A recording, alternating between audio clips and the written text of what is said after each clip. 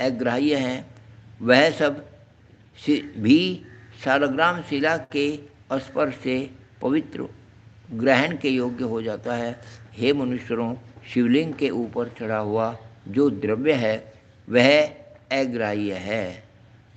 शिवलिंग के ऊपर जो चोटी पर रखा हुआ है वो अग्राह्य है, वो निकालना चाहिए।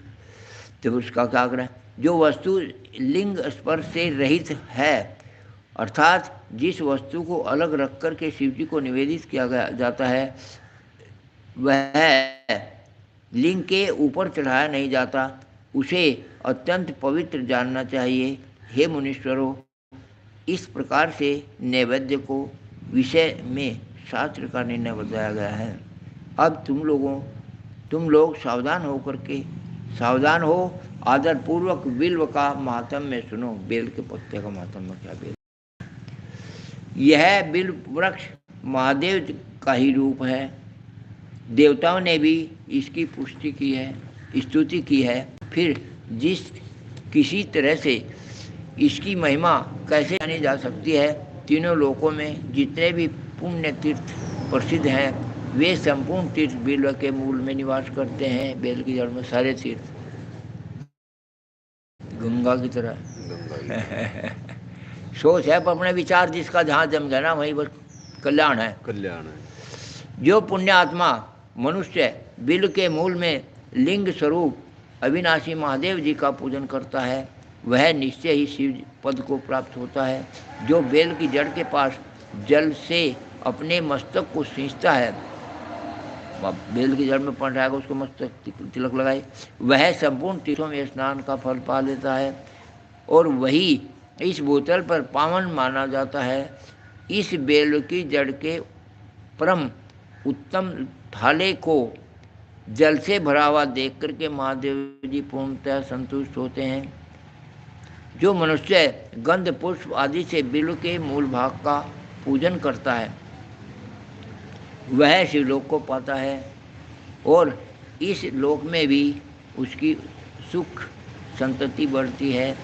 जो बिल्व की जड़ के समीप आदरपूर्वक दीपावली जलाकर रखता है वह तत्व ज्ञान से संपन्न हो भगवान महेश्वर में मिल जाता है।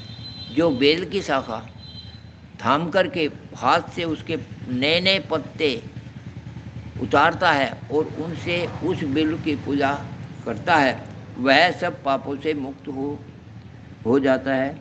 जो बिल्व की जड़ के समीप भगवान शिव में अनुराग रखने वाले एक भक्त को भी भक्ति पूर्वक भोजन कराता है उसे कोटि गुना पुण्य प्राप्त होता है। जो बेल की जड़ के पास शिव भक्त या तो कहीं ऊपर से कभी दरिद्र नहीं होता, को देने वाली होती है। प्रवर्त पुरुष सुपात्र गुरु आदि के द्वारा ही सारी पूजा संपन्न करें। अभिषेक के अंत में अग्नि के चावल से बना हुआ नैवेद्य निवेदन करें। पूजा के अंत में शिवलिंग में विराजमान करके घर के भीतर ही अलग रख दें।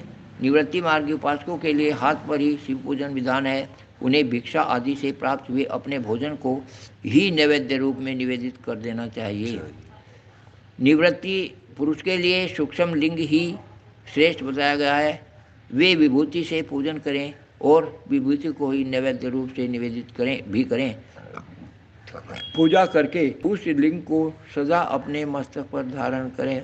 बोलो शिव जी महाराज की जय, पार्वती माता की जय, गौ माता की जय, सभी देवी देवताओं की जय। हे प्रभु, मैं आपकी शरण हूँ, मैं आपका हूँ, आप मेरे हैं।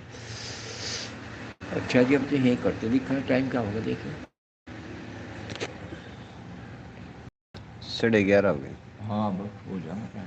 चलो 11:30 12 2 बजे काम का 2 बजे हो जाएगी ना।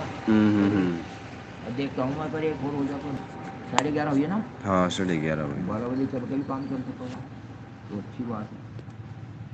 हाँ 100 हो जाएंगे, 80 20 100 20 हो जाएंगे। फिर चलो एक